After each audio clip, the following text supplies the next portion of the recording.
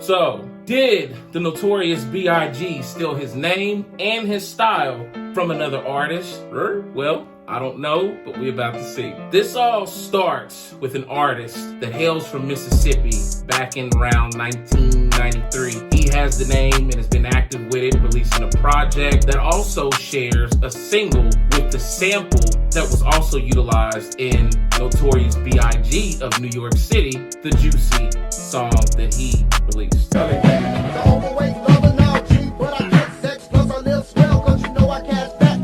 It was all a dream. I used to read Word Up magazine, Salt and Pepper and Heavy D up in the limousine. Both songs using the sample Juicy Fruit from the 1980s hit from group Matume, but we have one artist that's released 1 year before, we have another artist that's released the second year after.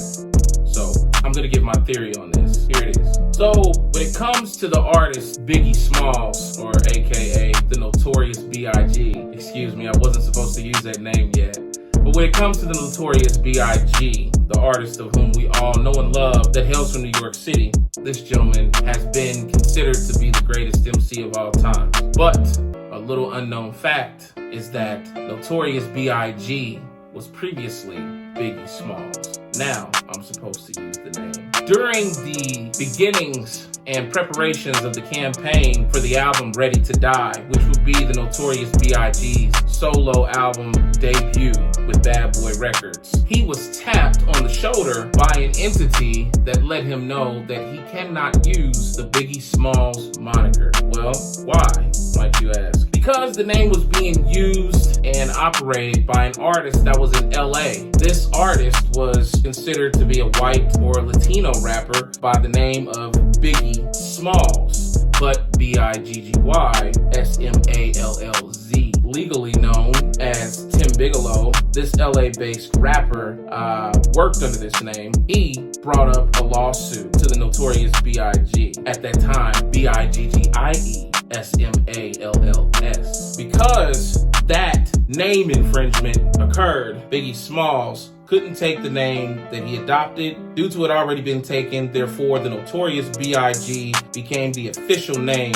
and the music ahead of the Ready to Die release would be printed underneath such. Okay?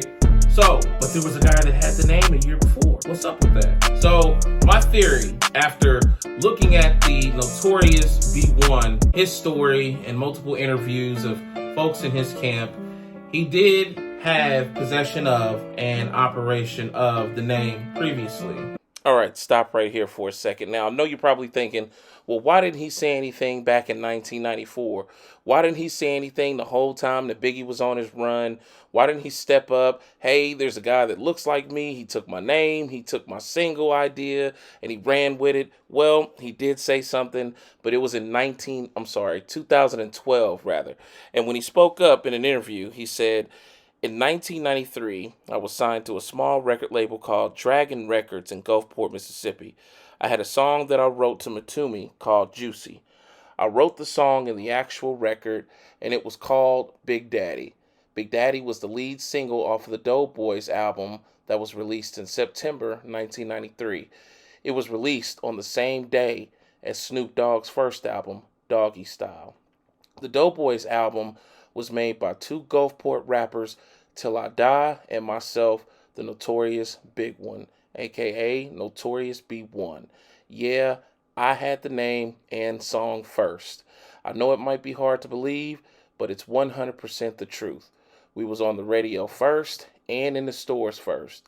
We sent packages to all the major labels shopping for distribution. Just imagine my surprise when people started calling me saying they've just seen my video. We was trying to get the truth out back then, but after Big's death, I decided to leave it alone out of respect. I'm not fat anymore, and a lot has changed, but before I leave this bitch, I want everybody to know the truth. I was the original Notorious Big One, 2 grams. Rapper Notorious B1, 1993. Posted by Thrills. So he spoke up, he let it be known, but out of respect, he chose not to challenge during the wave of the Biggie phenomenon in the early 90s on down into the mid 90s. So there's an answer for that. Now, when we're talking about stealing styles, it's unmistakable that the Notorious B.I.G. that we know and love has a style like anyone else's. This style of his is something that if you look for footage, you will see and hear before the signing of Bad Boy. You got footage of Biggie rapping on the street corners. One of my favorite ones is when he has a battle rap with a guy on the street corner. Hopefully they get to play it on here. He's right on his block, I believe, Fulton Avenue, and he just destroys the guy.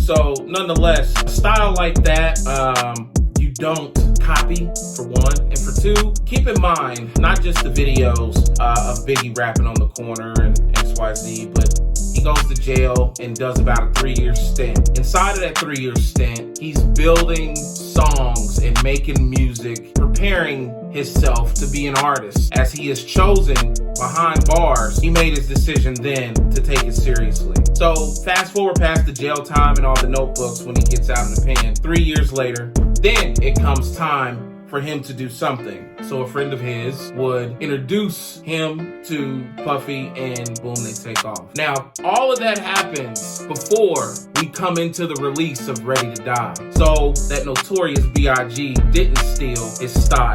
Now, my theory is that the lawsuit or the threat thereof by the Tim Bigelow LA rapper Biggie Smalls forces him to come up with another moniker. In my theory, Notorious B1 is signed to an independent label out of Mississippi, and I would say inside of a small region with a budget that probably can't spread across multiple states inside of that region. Therefore, even though he had released said single with the Matume sample, Juicy Fruit, and a whole year before, and having the name initially, I believe that the name was stolen from him by a producer, which would be none other than Puffy, and shot over to the former Biggie Smalls as an idea, and Biggie Smalls would accept the new moniker. That's my theory. The style theft, no way. It's too much proof. And it was too much work. But the name, easy. And let me tell you something. When you've got legal bounds, contracts involved, copyrights in place, a lot of times it doesn't matter when you're up against a financial Goliath. So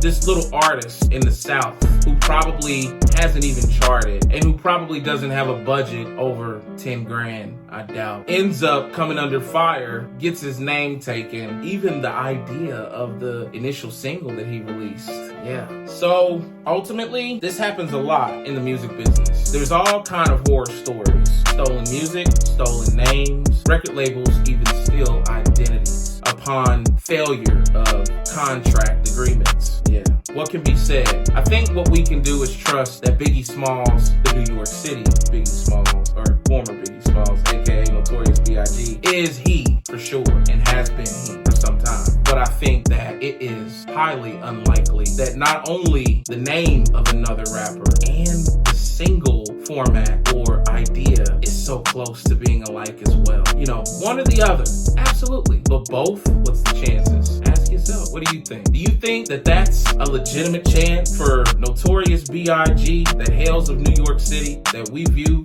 as one of the greatest MCs of all time, could actually come out a year later after a man named Notorious B1, who hails from Mississippi, with a single with the Juicy Fruit Matume sample? Yeah. One thing in common, yeah.